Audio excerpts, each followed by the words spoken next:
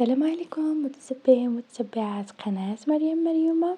اليوم جبت لكم وصفات العيد، ان شاء الله غنبقى ننزل لكم وصفات ديال حلوة العيد في اقرب وقت ممكن ان شاء الله. اليوم جبت لكم وصفة ديال غريبة الفيرميسال، كتجي رائعة هشيشة مفلحة، كتجي روعة روعة مذاقا وشكلا. كنحتاجو 125 غرام زبدة، 4 ديال الكؤوس ديال السنيدة، واحد القبيصة ديال الملح، كنحتاجو معاهم 4 ديال الكيسان ديال الزيت. كنكبو الزيت مع السكر مع الزبدة، كلشي كنحطوهم دقة وحدة، كنخلطوهم مزيان حتى كتذوب لينا ديك الزبدة اللي كتكون طرية ما كتكونش من الثلاجة. كنزيدو ليها 2 ديال البيضات كاملين، 2 ديال الخمارات ديال الحلوى، ومعلقة ديال الفاني او نكهة الفانيلا.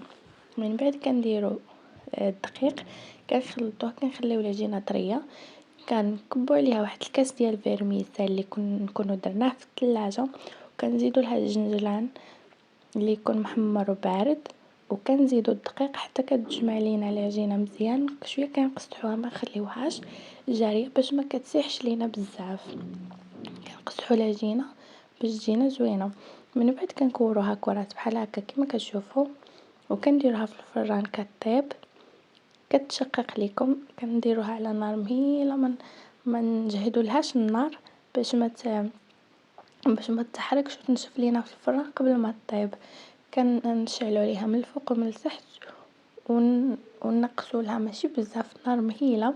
المهم انا كنهضر على الفران ديال الغاز ماشي ديال الضوء. الفران ديال الغاز كنقصوا النار مهيله وكطيب على خاطرها، كتجي هشيشه اروع في المذاق، معلكه مفلحه، كتجي رائعه.